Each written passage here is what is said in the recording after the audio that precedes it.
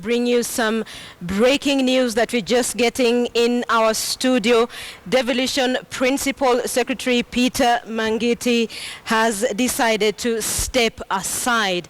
Once again, Devolution Principal Secretary Peter Mangiti Githinji has decided to step aside.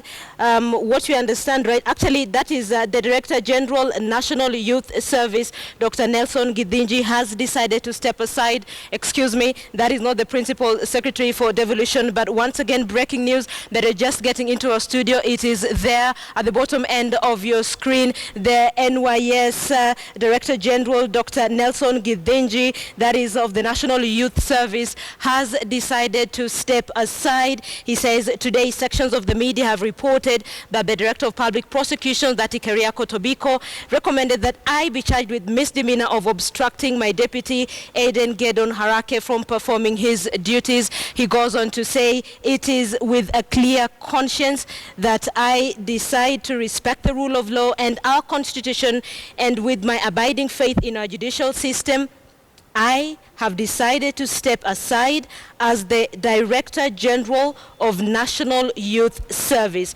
That is the statement from Dr. Nelson Githinji, Director General, National Youth Service. He says, my stepping aside will allow me to focus on protecting my long record of selfless public service. So once again, breaking news that are just getting into our studio. It's crawling at the bottom end of your screen. Dr. Nelson Githinji, that is the Director General, National Youth Service, has decided to step aside. He says his stepping aside will allow him to focus on protecting his long record of selfless public service. And he thanks the President and indeed Deputy President for the faith they gave him in what he called patriotic assignments. He gives them the assurance that in the fullness of time, the judicial process will show that he was faithful to his oath of office and never let them or the country down.